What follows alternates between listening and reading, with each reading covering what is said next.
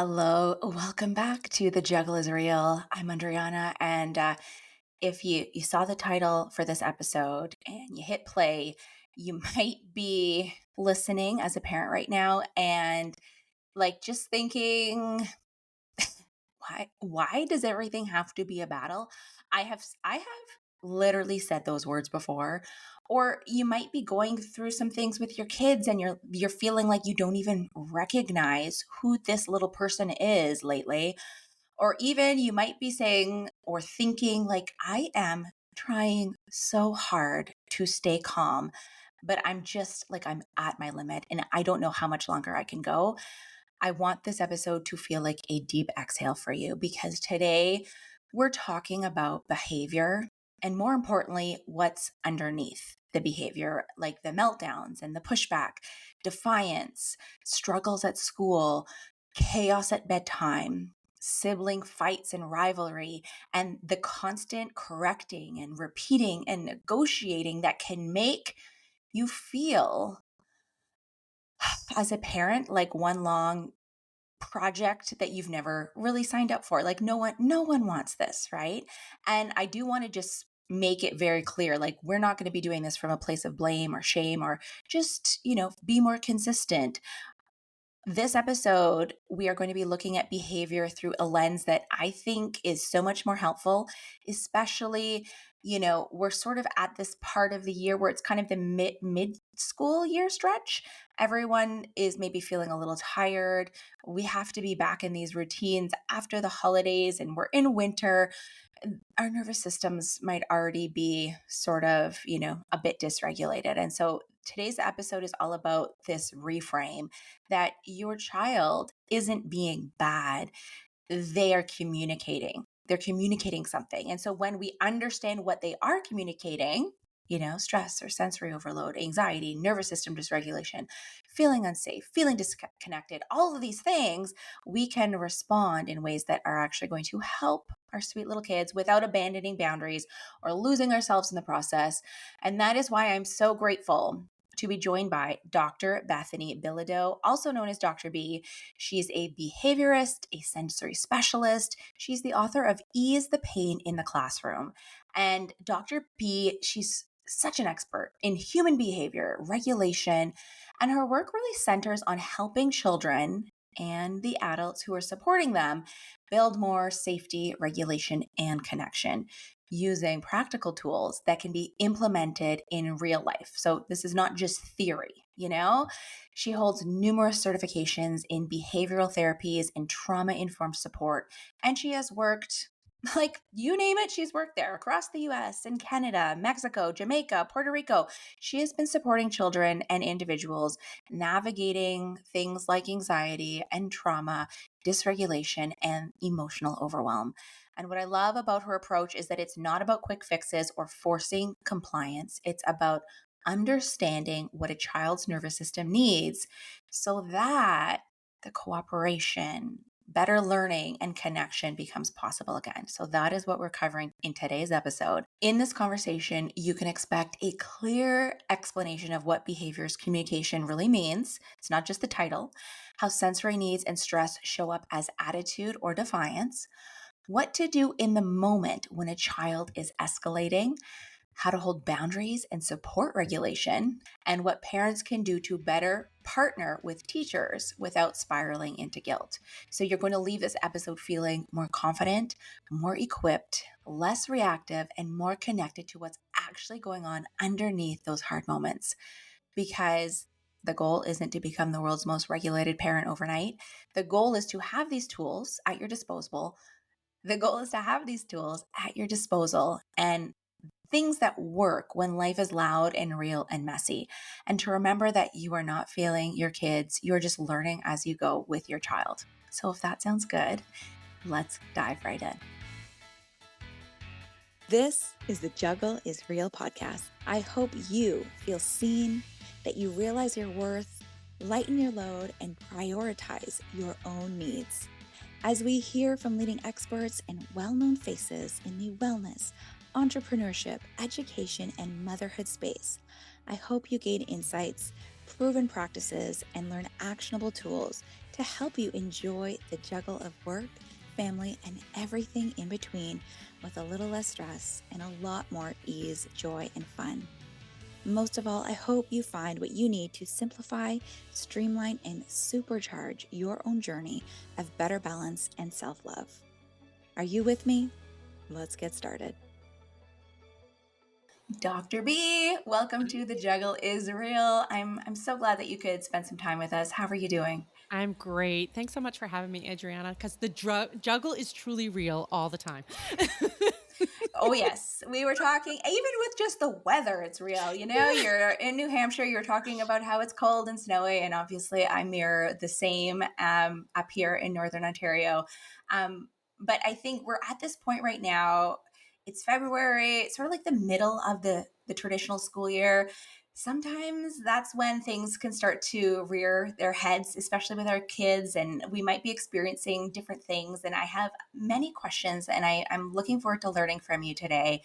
Before we get into how behavior is communication, can you share more about yourself? Because you've had such a remarkable career. You've taught in Guam and Yeah. Canada, throughout the States, and you have so many certifications in behavioral therapy. So, how did that start for you? And how did you get to the place where you are today, serving and helping so many families? Absolutely. Yeah, it was never intended, as many of us who fall into what our life's work is. I have 4 children, and my oldest son really struggled in school, really struggled. And at that point, I had been teaching for a few years, and I thought, oh, maybe I'll stay in this field. My undergrad was in environmental science, and I said, maybe I'll continue to teach and that sort of thing. And he'd been asked to leave 3 daycares. And Oh, it's always, when you get that call from the school or from the daycare and you don't wanna pick it up, they're gonna tell you that your kid did something wrong. I mean, many of us have been there, and you pick it hmm. up and they're like, "Yeah, your kid bit another kid." And it's like, I've got the kid that's the biter. You know? I was like, "I work in education, I do some stuff with behavior, my kid shouldn't be struggling this much." And after 3 daycare settings, we found a school that worked with kids with sensory needs and really just helped them develop. And when I walked in there the first time, I said, "This is my happy place."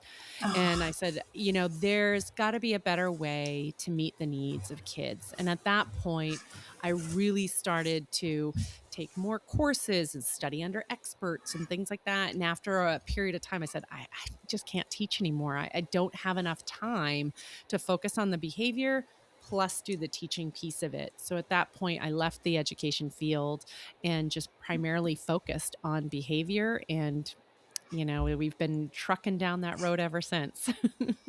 and we're so glad that you Oh, thank did. you. And obviously, learned experience, I guess, sometimes can be the most challenging, but the most rewarding in the end. And through your children and the experiences you've had, and the teachings and certifications and real lived experience through your clients, you've been able to serve so many.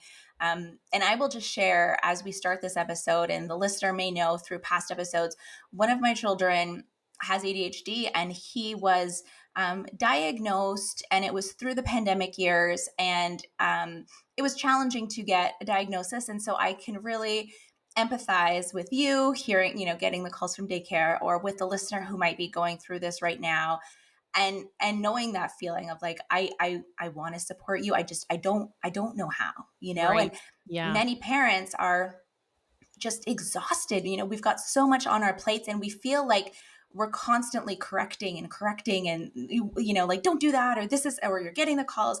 So when a child is acting out, like, just to start things off and to reframe things, like, what do you want parents to understand first? One is that you're role modeling behavior all the time. And believe me, I've been there where I've raised my voice or I've done something I don't want to. And oftentimes I come back to my own child and I say, "I'm really sorry. I behaved that way. Wasn't appropriate." Here's what I'm going to do to make it better.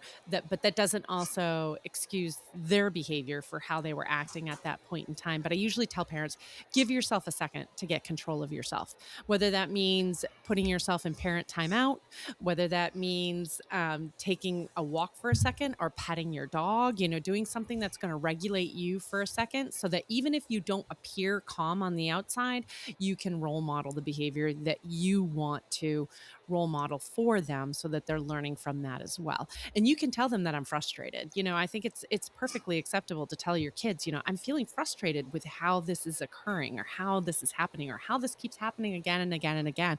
And that's usually when most parents really start to feel like they're losing their cool. Like we've had this conversation 90 times and so on and so forth. So it wears you down after a while. And I also say those are the behaviors you want to work on the most, the ones that are sucking the life out of you. And you really feel like, wow, we've had this conversation more than 2 or 3 times and I'm getting frustrated with it. If it's getting you frustrated, that's the one you want to work on the first, because that's the one that's pulling your energy away and making it hard for you to look at your child lovingly and wanting to connect with them in a way other than just getting them to do something. So, really important that we kind of focus on those pieces and then we pretty much stand the ground of where we want to be. And I set myself up for success with it because I can't always do it on the fly, especially, if it's the 10th time I've told my daughter she needs to be in the car and we're going to be late for school, so on and so forth. So, I will write something down the night before or put something in my text notes or something like that of what I'm going to say so that when I get up in the morning, it reminds me so that when she, is sitting in the chair and not dressed when it's time to go, I just say that statement instead. Wow, I noticed that you're up. That's great. You're almost ready to go. Can you grab your clothes really quick? We have this many minutes. Even though the only thing she's done is rolled out of bed. Yeah. It's like you But were you're in my like, house this oh, morning yeah. because yeah, that's kind of like what happened, except I don't know that I said what you said. Maybe this is why we're having this conversation. And like when you specifically said sucking the life right out of you, I was like, Yeah. "Oh, Dr. B, you know me," Yeah, because there are yeah. those things for me, you know? Yeah, and there's some kids that you feel like they're energy vampires, I swear. Like, it's like and my oldest son, absolutely, and my middle child, who is a girl, she's 12, also, both of them ADHD. Yes, and I've often feel like I'm like, they are pulling the energy right out of my body, and it's just, I always imagined him as this little, like, energy vampire, like, "Ah, I've got it from you," and like, "How can I poke at you?" sort of thing so that they can get energy from other people because that's what excites their brain and helps them think. So they need the front parts of their brain excited, which is why most people crave stimulants. That's why they want sugar. That's why they crave simple carbs, all that fun stuff because it excites that front part of the brain. Well, you can run outside to the car, put your heavy bags in and bring them back in or bring them just to the car and that will do the same thing. It will excite the brain the same way. So like her job is loading my car in the morning. She has to load the car because I know for her, she needs that burst of energy in order to get herself on track. Or she has to go downstairs and make sure the cats have water because going down the staircase and back up the staircase gives that burst of energy that helps that prefrontal cortex work. Okay, I'm learning so much. I'm learning so much. I want to talk about the whole thing about behaviors communication.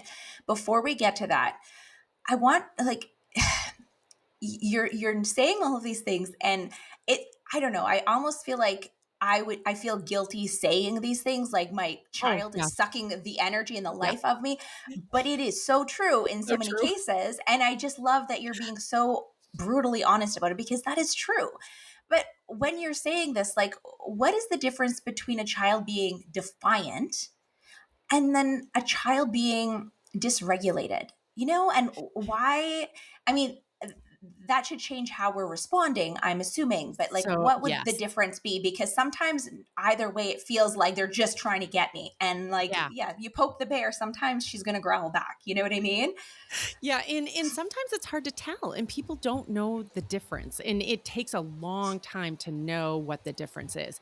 There are some people that have a real challenge shifting in their brain, and it's an area of the brain called the anterior cingulate gyrus. Not that I want to get all technical and stuff, but that area of the brain doesn't move very well. And you tend to see Mhm. it with people who are either presenting as more defiant or they have really high anxiety. And you tell them that you're going to go do something, even something that they like. And they're like, yeah, just let me finish this first. Or I have to do this. And you're like, come on, seriously? Like Yeah. I'm asking you to go get ice cream or something like that. And you're putting me off, sort of thing. And that area of the brain just doesn't shift well. And so some strategies to work with that, especially if it seems like they're being defiant. If you know that they're going to be defiant, this is a teenager all day long. You know your teenager, your teenager is going to be defiant. It's their job. That area of the brain doesn't move well. So typically what I do, and I did this with my boys and I do this with teenagers I work with all the time, and I love teens, like that 13, 14, 15 age group, those are my favorite. And I will say to them, hey, this is what's coming up next. We're going to transition to this. I'll be right back. And then I leave them for a few seconds, like probably 30, 40 seconds. And the reason why is because I want the request or the directive to settle into the subconscious of their brain so that they cannot say no to it, or they're less likely to say no to it. And then I come back and say, okay, yeah, we're going to go do this. Let's go. Or I distract them. Hey, in a minute, we're going to go do this. Can you show me right now what you were talking about when you said that you wanted to rebuild that car engine or something like that? And then I distract them. And then I say, oh, it's time for us to go do this. And they're like, okay. And they just transition to it. So those help significantly, especially if you're asking your child to do something and they're in the middle of a preferred activity. So, say your teen is on their phone or playing a video game or something like that, and you want them to do something for you, take out the trash.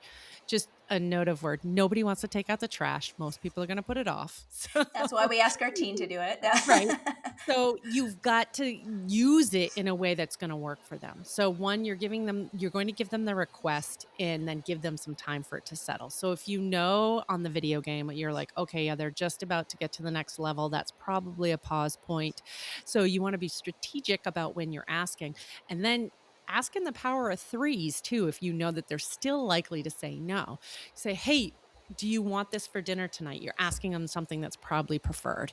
Did you want to go get a haircut tomorrow afternoon? Yes, yes, yes, yes. Can you take out the trash once you hit that next level? Yes.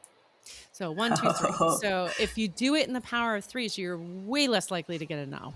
So you want to make sure that you're setting yourself up for success. And is it strategic? Yes, it is strategic. Am I strategic all the time with those things? Absolutely. When I'm walking into a school, I'm saying, what am I accomplishing with the student today? When my girls are getting up in the morning, I say, what do I want to accomplish with them? I want them to feel connected to me. I want them to feel an element of fun. And I want them to be on time for school or something like that. But I'm being strategic in my mind about what things we need to get done in order to get there and the type of parent that I want to be. it sounds like there's a lot of intention behind what you're doing and how you're practicing and how you're modeling these things for your kids. Now, I do want to talk about this whole thing that you teach, which is the behaviors communication, because you're saying, and I get it too, because I've been down the road of, it's time for school, it's time for school. They're watching a show, they don't want to get up, they don't want to get dressed, they don't want to do the things, or I have a million examples that I can I Oh, can I'm share. sure. We And all, so yeah. as you're saying these things, I'm like, you know what? I didn't really do that. And now that I know better, I can do better.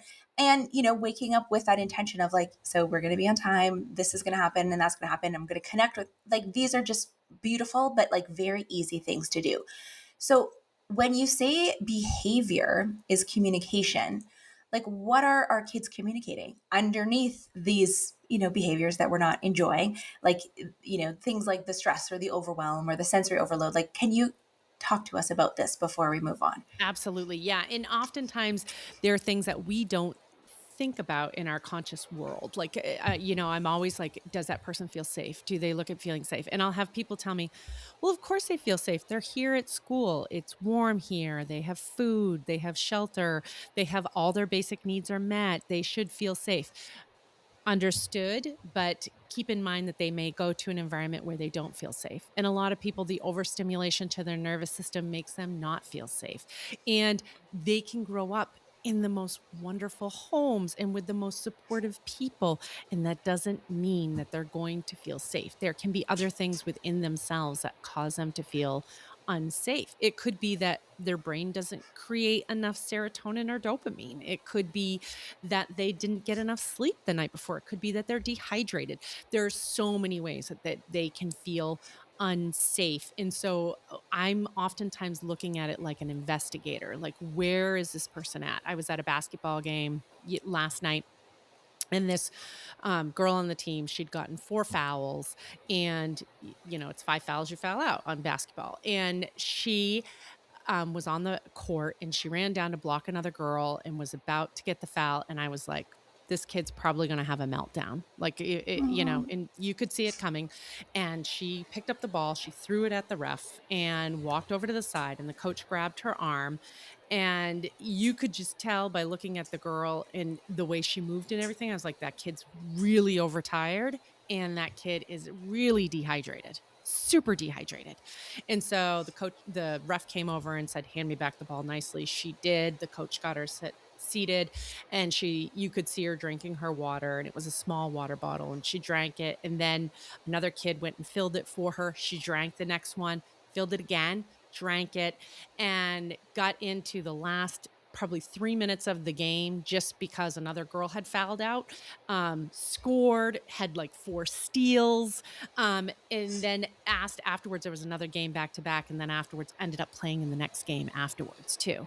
But those things, like knowing those things about your kids, up front, and people don't take that into account. They just assume, oh, my kid's drinking water today. They probably got enough, or, they probably got enough sleep. They went to bed at 7 o'clock, but did they fall asleep? And I'm not suggesting you stay up and wait with your kids and find out, because if that kid's in bed, you go to bed. Like, we need the sleep. There's so many nights my husband and I are like, please, can they go to sleep? Just please go to bed, go to bed, go Oh to bed.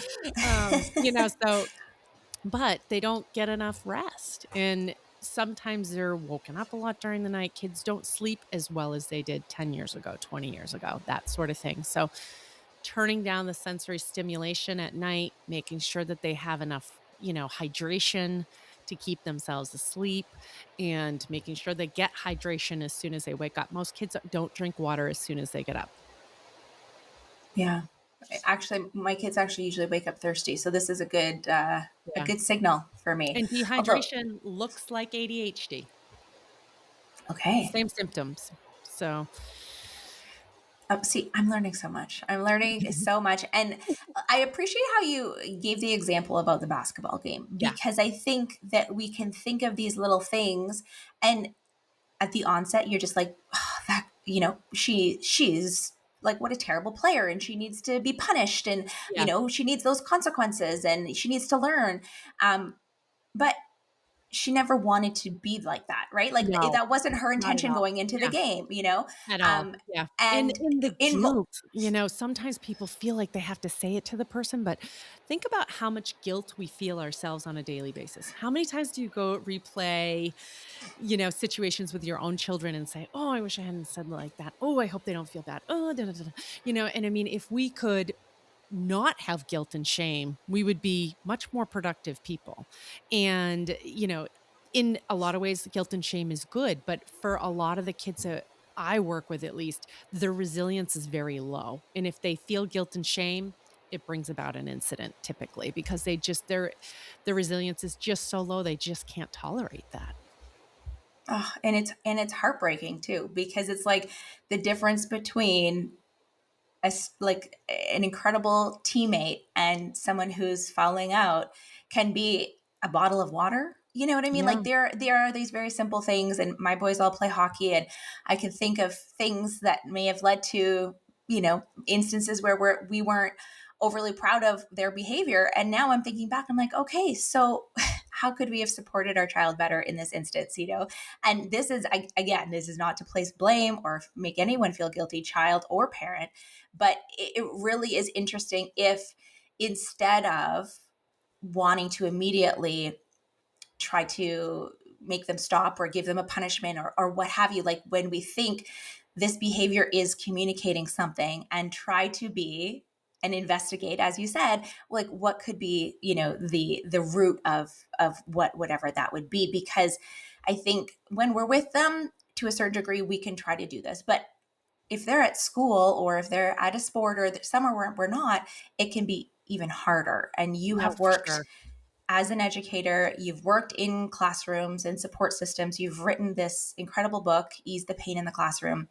What are a few things that you think teachers wish parents understood about behavior at school and those invisible triggers that kids are managing? Because, you said you got those phone calls from the daycares. I remember when my oldest was in kindergarten, I used to get phone calls from the teacher as well. And I'm like, I don't like, what do I do? So what do you Yeah. think that teachers wish that parents knew? I think that teachers, they have a tough role because they're tasked with so many things at this day and Mm-hmm. age. Like they're Mm-hmm. expected to be like the cheerleader, the emotional support system. They're teaching, ethics and values. They're trying to educate them. They're trying to help them socially integrate all of those pieces. And I think a large part teachers feel very much like people don't realize how much I have to do in order to ensure that. And they're only one person in that classroom of all those people. So they're trying to watch these things, but they don't always see it happening in everything else. And I always tell teachers, I don't want to give you one more thing to do. I want to give you one strategy that actually works so that you don't have to do a lot of those other strategies. And it's the same thing for parents. I don't want you to have to say if you're repeating yourself and repeating your instructions, then that's where the breakdown is happening. That's where we need to work on that. And for teachers, typically, if they're reaching out, they've said something to the kid a number of times and noticed something a number of times, and they're really feeling like, I don't know how else to do this. I have to talk to the parent to see if they can help support me on that end. And I think knowing what that is really important. Like the parent, they can't visualize what that looks like in a school setting. And Mm-hmm. it's hard for them to get that information back from their child. So going into it also with a perspective of a non-judgment with the child, but also and a non-judgment with the teacher and saying, "Tell me what that looks like. How does that play out? How does the other person react? What else is going on in the room? What time of day is it? When is it happening? Who else is present? Are the lights on? Are the lights off? Like all those factors. Have they eaten? When did they use the bathroom? And that's a big thing too. I mean, knowing what those bodily signs are and everything, we tend to see a lot of behaviors around those times of I've got to use the bathroom or I need to eat. And so making sure that you're building the puzzle and you have the information that you need in order to, instead of saying, why did you do that? And what did you say to that person? Why did you say that? Because oftentimes that isn't that isn't the intent of what the child had at all. It's just a matter of they weren't in the right space of where they expected to be, or they had a different expectation of something. And so they presented it in a different way. But knowing that and being able to help them correct it too, so that they don't feel shame, guilt about it and feel like, "Oh, I don't even wanna talk about it. I don't wanna bring it up to anybody later on." Yeah, behaviors What I think. communication. Yeah. Again, are there common triggers that you see in kids that parents might not realize or Yeah. teachers might not realize are feeling this behavior? And Absolutely. you've given some examples, but are Yeah. there common triggers that, Devices. Yeah, devices, oh, that's a big one. devices. A big one that I get from teachers and from parents alike is, they get a meltdown when they have to get off the Chromebook. There's a behavior right when that happens or so and so forth. Yeah, the devices make it really, really challenging for kids, and I think, technology is fantastic and has helped us in so many ways, but I think, a lot of kids that can't handle that level of technology, as especially there's some school districts that use technology constantly throughout the day. Kids do almost all their work on it. There's no pen to paper anymore. And love it or hate it, that's really tough. It's tough for the brain to shift from that to the greater world at large and have an awareness of other things that are going on around them. And having the expectation that they can just switch from that to the greater world is it's really tough. And it's an pretty much an unrealistic expectation. It's almost like they have to ease them back into that when they're transitioning them off if they're on that for long periods of time. And same thing at home. Kids are on a device at home, a phone, a Chromebook, whatever, and they're transitioning off. They need some time to get themselves back into the world and connect in a socially appropriate way before expectation is put on, because it's really tough to just transition quickly. I mean, and if someone is at school all day and they're on a device for the majority of the day and then they come home and they go on their devices for the majority of the evening, I think it's unfair to expect like a model child if It's this really is tough. what their day-to-day life is. Yep. And this wasn't something that I had planned to ask you, but I just think it's interesting that you bring this up because my husband and I noticed a bit of a decline with our three boys, and the devices were a real pain point. And we're just really at an impasse because the kids say to us, well, this is what everyone else is doing. And if I don't play this True. game, then I don't get to talk to my friends. And then my friends at school are talking about this game at school. And if we don't get to play, then we're feeling left out. So then we're thinking, okay, we'll let them play. But then it was causing some major issues at home and not wanting to get off, and then behavior after, exactly what you're saying. And so we made the decision only about a week ago that, you know what, we're going to do a bit of a detox and we're going to take these things away. And it was very challenging, like they were going through almost like withdrawals of like Yeah. wanting to, begging us, can we please play just for a few I minutes, a few. need that dopamine hit, mom. Come Yes, and on. exactly, and I get it too because I'm. It's not like I'm not scrolling on my phone at night or Yeah. doing these same things too, and so we very much empathize with that feeling. However, we're like, we're going to take a break for a little while, and it's been amazing. Like my son's been playing chess at night with my husband. They've been building their Legos again. They were out. We have an outdoor rink in our backyard. They've been out as soon as they get home from school. They're wanting to play outside versus like they literally didn't even have their coats off and they were trying to get on their iPads. So we've noticed a huge difference. And what I want to know is how do we, because I don't think it's black or white and I don't think it's all or It's not. nothing. And it's Correct. not, Yeah. one of And we my have to kids learn does how to have a live in a learning world of disability. technology. Yeah. Exactly. So we Yeah. need to understand and learn and work with them and show them how to, in a healthy way, live with these technologies and perhaps these games or these devices. How do we model this as parents? How do we get into these routines that are not going to cause these behaviors and provide these triggers for them and make them feel so overwhelmed? Like, is there a way that you have learned or that you are teaching parents that we can better coexist with all the technology around us? I do think it's a household decision. So it's in there's no judgment. Like when parents say, I feel bad because, my kid had to be on the device while I was making dinner or had to be on a device when I was trying to work out. No judgment. You need time for you too. And absolutely, if that's how you can get the things done that have to be done in a household, then that's how you get that done. But you build it in so that it's part of what's occurring and it's as beneficial to all parties as it possibly can be. So I often recommend to parents that you want some face-to-face contact. That's your most important thing. If there's other time to that is possible after the face-to-face contact and everything else, and after you've had that quality time, then you certainly can add in the other components as they work for your family. But that's the most important part of it. And in our household, we come up with the parameters together. Like, certainly myself and my husband decide ultimately what the rule is.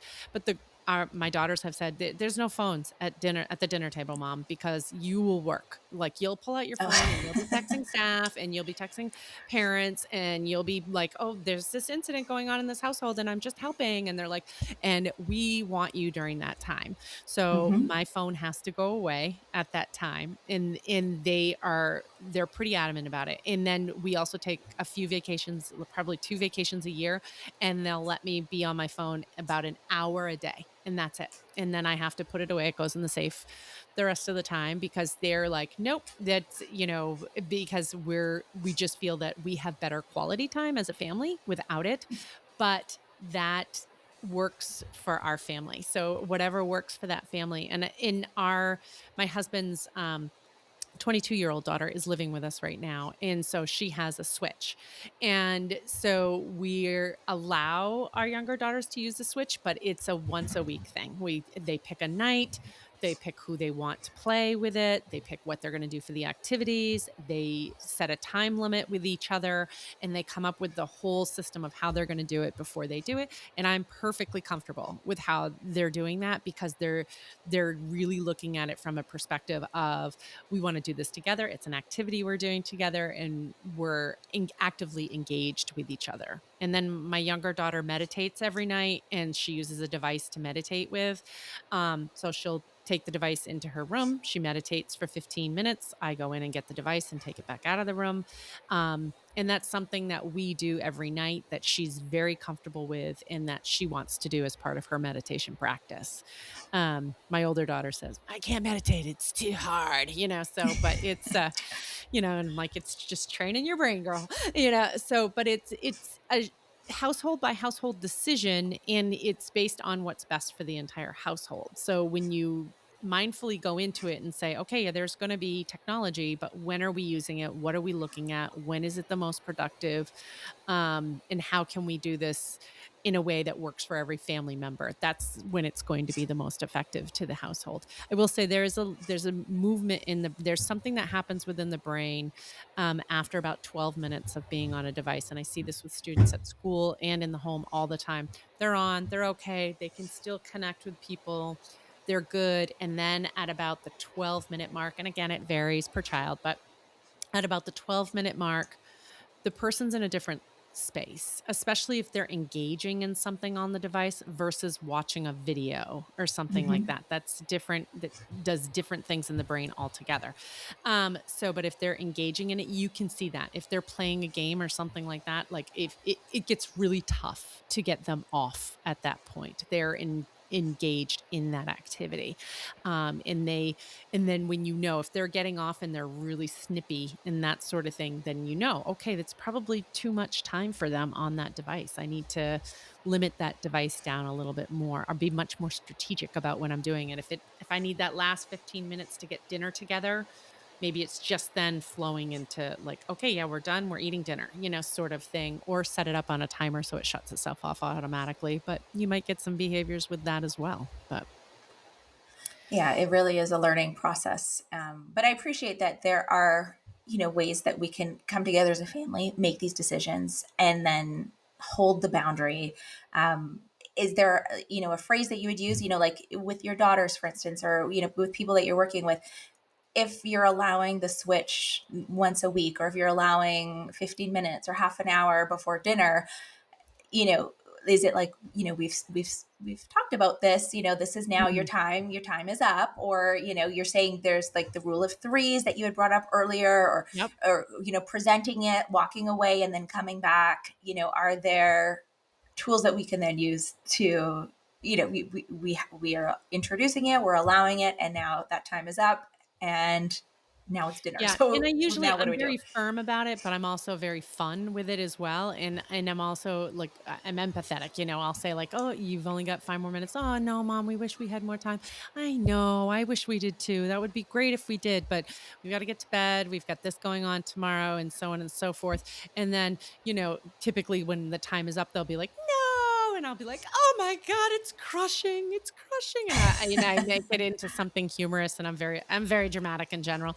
And so I'll make it into something super dramatic, which they usually think is funny, which kind of takes the edge off so we can get it shut down and that sort of thing. Some kids don't react like that. They just get angry when that time happens. And typically, if those are the kids that get angry with it, then I'm like, they're not mature enough to use that at this point in time. That's something that we probably need to work into it slowly over time and introduce it for even shorter amounts of time so that they can get to a point where they can transition off of it and everything. Because if they can't transition off of it, that's That's really hard for families, really hard, and really hard at school. I have some students who can't use Chromebooks at all at school, because they won't transition off of it, and they're trying to get into things they're not supposed to be into, and they might be, 16, 17 years old, and they're like, "All my peers are using them. I look like an idiot." And I'm like, "I'm really sorry, but this isn't something that we can do right now." And it's unfortunate. We will work up to it. They will be able to use it, but it takes some time. Yeah. It's a Yeah. matter of teaching them how to regulate themselves better so that they have better tools and better skills. And we work on those skills every single day so that they can then utilize those things that are highly preferred and do it in a way that's healthy for them and those Okay. around them. Let's talk about that because I do appreciate that you take a really pragmatic approach and there are Mhm. practical tools. This is not just theory. This is not just like, like wishy-washy stuff. Like, so if there is a parent in the moment, their child is escalating quickly, or you're trying to transition, there's something like, are there a few regulation strategies that you can suggest that might help right then, when you start to Absolutely. see that progression? Yeah. So my trick that I use almost all the time with almost all people is I will drop things on the floor. And it looks like I'm a klutz. And I kind of am too. But I'll drop things on the floor. And the reason why is because the person will immediately bend down to pick them up. And at that point, I Hmm. say, "Oh, thank you so much. I really appreciate you helping me," whether it's my spouse, my kid, my mother, even the dog, if the dog is getting frustrated, those sorts of things, because they'll bend down to pick them up. And the reason why is because we want pressure on the stomach. And the reason why is because we have 85% of our serotonin is in our gut, it's not in our brain, and we want to push it out into the bloodstream to help balance things out so that people are not quite so on edge at that moment. So if we can put some pressure on the stomach and everything else, and we can get that little push of serotonin, usually levels things, and we can transition smoothly. So I'll do this often at schools, I do it in people's households, and I often will tell parents to do that as well. Sometimes I'll use ice, I'll hand the kid a frozen water bottle, or I will put ice in a glass and water and I'll hand it to them. They'll be like, "I'm not thirsty." And I'm like, "Oh, can you just go put it on the table for me then?" And all right. And they'll go put it on the table or something. And the reason why is because ice sends a signal to your body that it has to be relaxed and calm down. Otherwise you could go into hypothermia. So there's all sorts of little tricks that we use to teach as regulators, but the people that we're working with learn those. So they know, okay, if I've got to go take a math test today. So before I take a math test, they'll like walk into the classroom and say, "Hey, can I get a frozen water bottle out of the freezer?" And they're walking down the hall with the frozen water bottle, trying to relax themselves before they go into that math test so that they don't self sabotage and tear it up, cross stuff out, slam the Chromebook down, yell at, swear at the teacher, all those other things so that they're actually working on those regulation tasks. It could be heavy work as far as using a staircase or something like that. So, whatever works for that person, and we help them kind of develop this profile for each of them of what works for your body. Water works for almost all humans. That's why we use it. Heavy work works for most. Vestibular works really well for teenagers. Proprioceptive works well for younger people. And proprioceptive works well for almost everyone as well. So we'll use a lot of that too. I'll say, "Hey, can we set up this classroom? Like, move this desk, move this chair."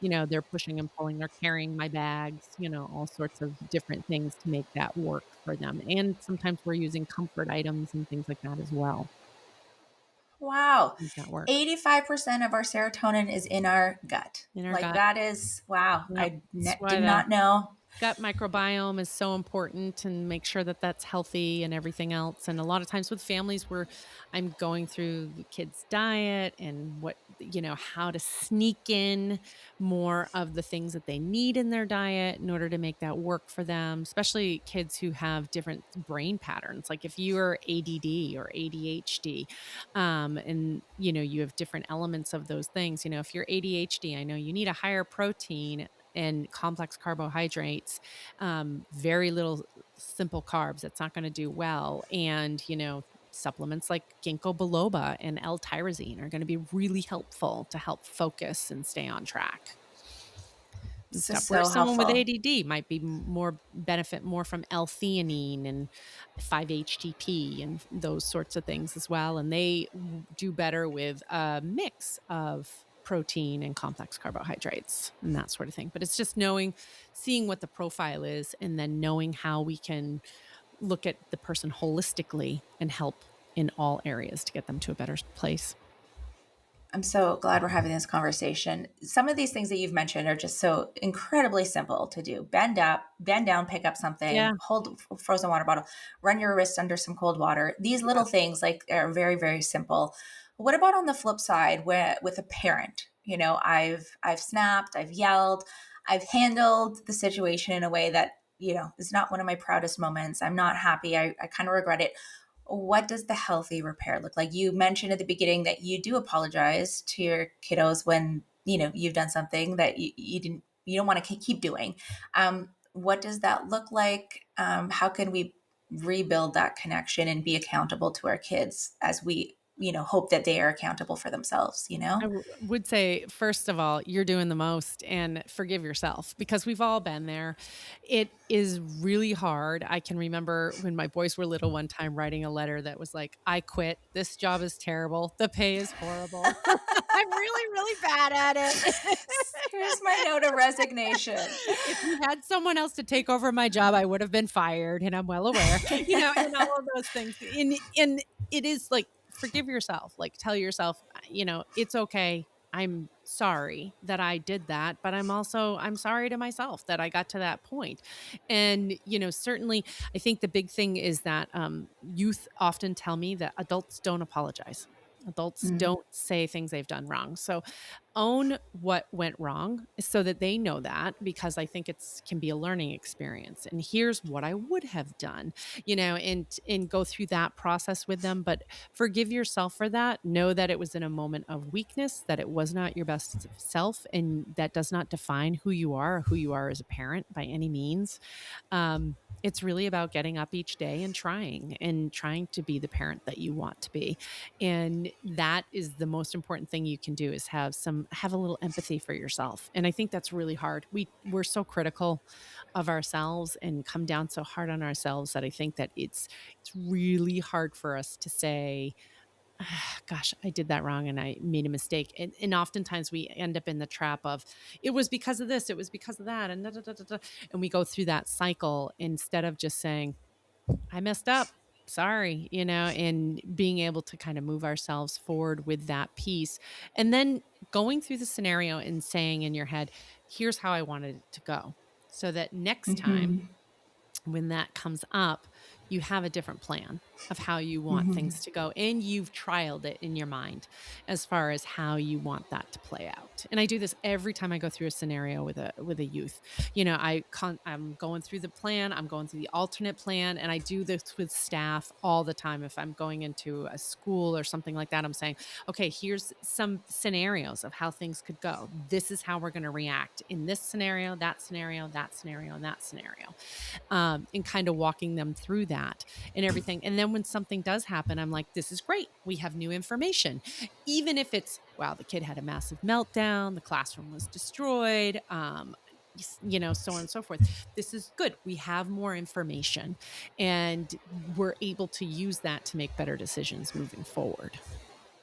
Yeah, I love how you bring in like sort of that subconscious programming of like, we've gone through this scenario. So now we know better in the future and it's going to be easier to implement because we've, like you said, we set that intention. We know how we want things to move.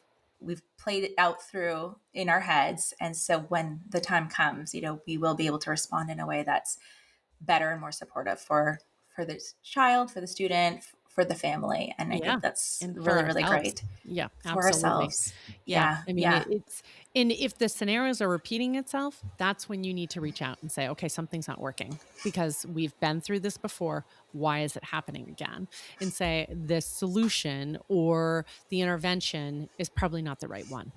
So, and yeah. I tell schools that all the time. If we're there, we're temporary. Like I'm not a program. I don't look at our company as we're going to be there forever and servicing you. That isn't how we work. We come in, we provide services to the tier 3 kids, so the kids that are the most challenging, or the kids that aren't allowed into the public school or are in facilities and that sort of thing. We provide supports to those. Once those students are integrated back into the general setting and everything else, and safety has been maintained, we're out, we're backing away and off into the distance. If you're going through these scenarios time and time again where these aggressive behaviors or these incidences are occurring, the intervention is not the right one. And it makes so much sense. It makes so much sense. Yeah. This is, we just passed Groundhog Day. We don't need to keep living the same Literally. day over and over and over. So, I mean, Darn it you, makes Punxsutawney sense. Phil. Oh, whether we have more winter or not, we can change our daily habits and behaviors. I mean, this has been so helpful. I've gotten so much from this. As we close things out, I thought it would be fun to do like a mini rapid fire if you are up to it, Okay, and yeah. some of your fixes that might be helpful for parents and for people who are dealing with the kiddos. So, what would you say is the best tool for morning chaos? The best tool for morning chaos, I think, is have everything set up the night before so that even if there's chaos, you still make it through. And I will say this one gets me because if I don't set things up the night before, I inevitably am late. We were late this morning by like 4 minutes. And the reason why is because I hadn't set out the supplements and stuff like that for my daughters and all that. So I still had to get all those pieces ready. So having things set up like chaos proof your world so that it doesn't end up happening to you. And granted, there's going to be those days when those things do happen and you didn't have time to do it the night before and something happens and you can't get to it. And it is what it is. Just say, oh, bummer. We were 4 minutes late. That's what I said. We got in the car. Woo, we were 4 minutes late. But you know what? It is what it is. Yeah, might have been us this morning. Yeah. Best tip or trick for homework battles? I would say that definitely try to have a set time of when that should occur and a set amount of time. I think, and be realistic about it. I think a lot of times that parents think that their kids should go for really long periods of time doing homework and stuff like that. And that isn't the case. And knowing that if your kid comes home thirsty, tired, hungry, though you need to meet those basic needs first, and sleep is more important than schoolwork. And I think that's really tough. Especially with teens, you have your teens that stay up really late at night and try to get homework done. And if they don't get enough sleep, they're not going to learn the content the next day. It isn't always worth it. Sometimes it's better to just say, we're not going to get to it tonight. We'll try to get up early tomorrow morning if you're really tired. But knowing your child and knowing when you can do that. And also look at times when you can chunk it and get stuff done ahead of time. If your kid has to do a certain math program every single night and you know that you have hockey on Wednesday nights or something like that, have them start it on Sunday. So that then Wednesday night, they may not have to do it or something like that. It just makes it a little bit simpler in order to get through it. Leave the fun stuff for later. Because if obviously most people are aware, if you do the fun stuff first, you'll never practice the trombone if you do the fun stuff first. That's what I say to my daughter every night. I get it. We Yeah. all need our little rewards after. Chunk it as much as you can, though. Chunking it helps tremendously. But knowing, oftentimes kids get home and they're thirsty and they're tired and they're hungry and they're not eating enough protein. They're not getting enough water. They're not getting enough fruits and vegetables either. So making sure you're hitting those components first before you ask them to do more schoolwork. Yeah, that makes sense. You said about how sleep is so important. Any tips or tools for the bedtime dysregulation, helping with a Um, smoother bedtime? Absolutely. A couple hours before bed, start shutting down all of the exterior things that aren't needed. So overhead lights, any sort of things that make sound. Anytime you can shut that stuff down, shut it down. Devices, all of those pieces. Have them take a bath or a shower if possible, as we know, or sit in a sauna. As we know, if the body can get a little bit warmer, then it can reduce its temperature enough so that they can fall asleep. Their sleep environment should be about 65 to 70 degrees. 70 is even too warm. 68 is the Fahrenheit, that is. I'm not sure what it is in Celsius. So, Our thermometers go both ways, so you can set it. making sure that temperature is down, making sure that they're hydrated enough, they've eaten enough protein that they can sleep through the night. If they don't get enough protein, they're not going to be able to stay asleep all night to sustain themselves, and do some sort of wind down routine. Most of us as adults still do a wind down routine at night, but good sleep hygiene is, really a factor of that. I know, like with my younger daughter, like she meditates each night, she takes her 5-HTP.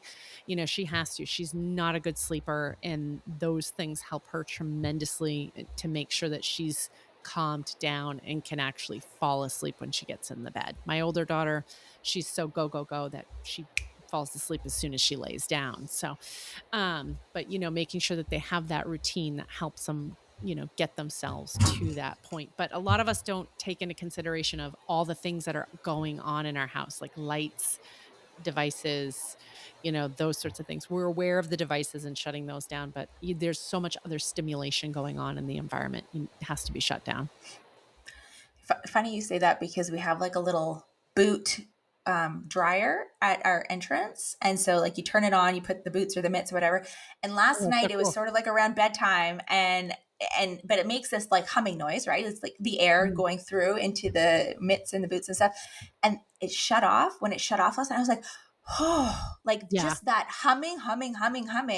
And I was trying to clean the kitchen and make lunches and get the kids in the bath and get the kids, and then that thing shut off, and I was just like, whew, like Yeah. that just felt like a million pounds off my shoulders. And I didn't Yeah. even realize it, A right? lot Because of it people was can, just in the yeah, background. and a lot of people can feel that, and that overstimulation of their nervous system, it doesn't allow them to sleep. So, and a lot of people are really sensitive to light too. So even things in their environment, and it could be something that just has like one little light on it, put some electrical tape over it or something just to hide it during the night. For sure. Okay. Two more questions. A phrase that we can say either internally or out loud when we're about to just, like when we're at our breaking point, we're going to lose it. We're going to start yelling. Like sort of for us as parents, any phrase that we can say that's going to support us in regulating. So the phrase that I often say to myself is, I'm just here to keep you safe. And Mm, or I'm just here, I need to keep myself safe. But I usually say, I'm just here, I need to keep you safe, or I need to keep us safe. And that usually calms me down because everything in my world is usually looks at it from a safety lens. It's my role. Most of the students I work with have physical aggression tendencies when I start with them. And so, it's always about safety. yeah. Interesting you say that, because whenever my kids are past that point, if they're crying, if they're really upset, like my number one thing is to just tell them like, you're safe. You're Yeah. safe. If they've had a bad dream, like any of these little things. So that's, yeah, mirror that for Yeah. ourselves too. And So I love that's the crying. beautiful. I'm always like, when they're crying, I'm like, encourage them to cry. They got to get that emotion out. And crying is a very Mm, healthy emotion. And we don't give enough value to that people need to expend that sort of emotional tension that's going on within their bodies. And crying is a very functional way to do that. And it keeps everybody safe. So crying is fantastic. love it. Okay, last question, Dr. B. Best first step for a parent who feels like they're failing. Oh, first of all, you're not, and please know that you can only do as much as you can do with the tools you have and with the energy that you have. But there's lots of ways to increase that energy, and there's lots of ways to learn new tools that are more effective. And I think that's the big thing too, is that we really want people to learn the strategies that we use because they're really simple and they're easy and they work for the way people are today. The tools and strategies that we used 10 years ago, 20 years ago don't work anymore. I mean, kids don't fear authority. They fear not being part of the social collective. They fear their lives because of that, because that is the greatest thing that could happen to them that would be a negative. And so, just learning that there are better tools that can help them to get through that time. And just the fact that they question that they might not be a good parent shows how much they care and how much they probably are a good parent. Yeah. If you're listening right now, If you think you're you're a bad doing, parent, you're probably yeah, doing the yeah, most. it's true. If you saw the title of this episode, you click through, you've gotten to this point in the episode. I mean, yeah, Yeah. you're doing a great job. So, I mean, this has been a beautiful conversation. I'm so grateful that you could spend some time with us. If we're not in New Hampshire, if we're not, in your neck of the woods, how can we connect with you? How can we learn more? How can we get your book? What can we do to learn more from you, Dr. B? So the easiest way to reach us is at www.thebehaviorbootcamp.com. Thebehaviorbootcamp.com. And there will be links in the notes for this episode as well. So definitely check that out. Thanks so much for being here. I've really enjoyed this Thank conversation. you so much for having me. It was fun. Okay. I absolutely loved that conversation. I learned so much, and I hope you did too. Dr. B, gosh, thank you so much for being here, for your work, and for the way you make this feel both compassionate and practical, because I truly think as parents, we need both. I need both, right? And so before we close this out, I just want to quickly recap a few of the biggest takeaways from today's episode. Number one, behavior is communication. When a child is melting down or pushing back, it's not about being bad. It's about the stress they feel, the overwhelm, the sensory overload, and not feeling safe in their body. Number two, a regulated adult is the intervention, not perfection, not never reacting, but the ability to pause and soften and choose your response, even in small ways, can make a huge difference little by little over time. Number three, you can support your child and hold the boundary. This isn't about letting everything slide. It's about shifting from punishment first to connection and regulation first so that the lessons actually stick. Number four, if your child is fine at school and falls apart at home, I mean, it makes so much sense. Home is where your child can finally release everything they've been holding in all day, and having a plan for that transition can change the entire tone and trajectory of your evenings. And finally, you are not failing. You're not doing it wrong. You are parenting in a world that is loud and fast and overstimulating, and you are doing your best with the tools that you have. And the fact that you're here, you're listening, and you're learning, and you are trying, that matters. So thank you so much for being here. If you enjoyed this episode, I would love it and be so grateful if you would leave a quick rating and review, share it with a friend, another parent who might need to hear this, and make sure you hit follow or subscribe so that you don't miss the amazing episodes that are coming up next. And if you want to connect with Dr. B and learn more about her work, there's all sorts of links in the show notes. Thank you for being here, and I will see you next time on the Juggle is Real podcast. Take good care.